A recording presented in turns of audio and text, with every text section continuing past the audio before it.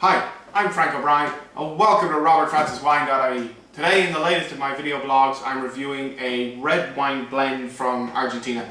This wine retails for about $8.50 a bottle from CuriousWines.ie. I'm a big fan of red wines from Argentina. I think they offer great value. I think Malbec is a great wine, grape, and it really does produce some really big wines that are just perfect for barbecue food.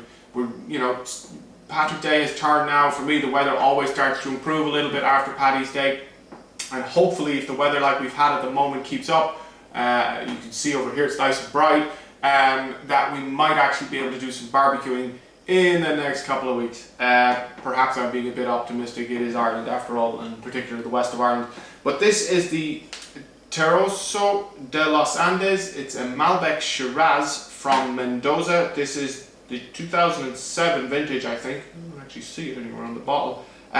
But it's high altitude vineyards again from Argentina, where you get cool evenings and really warm days. So the fruit cools down at the evening time and stops baking or cooking or still ripening at night time.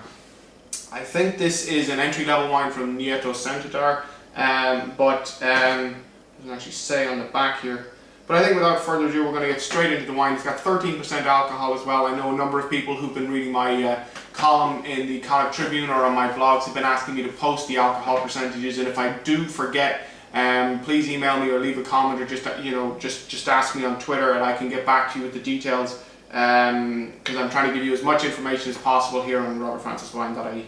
So let's get straight into the wine.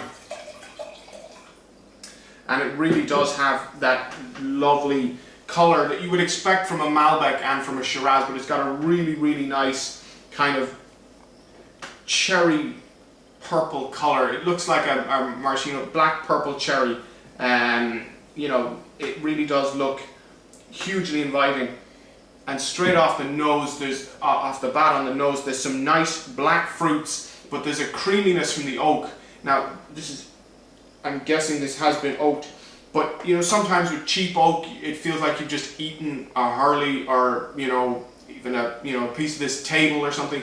But with good oak, which is surprising in a cheaper bottle of wine, I thought cheap $8.50 is a value bottle of wine.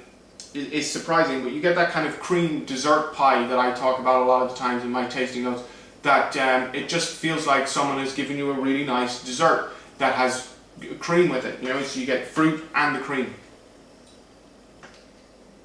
So there is a touch of wood in the background and spice, but it's predominantly black fruits, which is what you would expect from a Malbec, and there's perhaps the slightest touch of raspberry actually in there as well. I'm not sure of the percentages on the blend, but there's definitely some black fruits and some.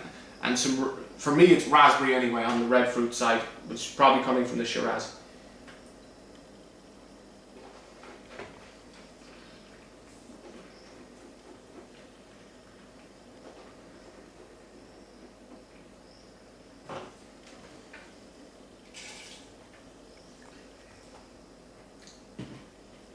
And this isn't bad actually. This is quite nice. It's a touch jammy on the palate, so you do get excuse me. I don't know what happened there. You get some black currants, some blackberries, and then some red fruits with some strawberries and some raspberries. Does taste a little jammy, but that's not a problem here, because if you're doing like I would think you would do this and eat this with some barbecue food, you need some big robust flavors to handle a lot of those barbecue sauces and marinades and so on. The fruit is nice, it's well balanced, it doesn't taste hot on the back end, it certainly doesn't taste cheap.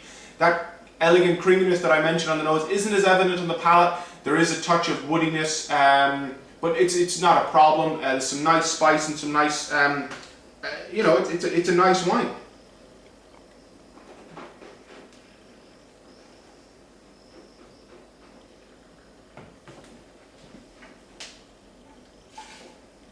Perhaps the slightest touch of a bitter plum on the initial palate, on the initial taste in your palate.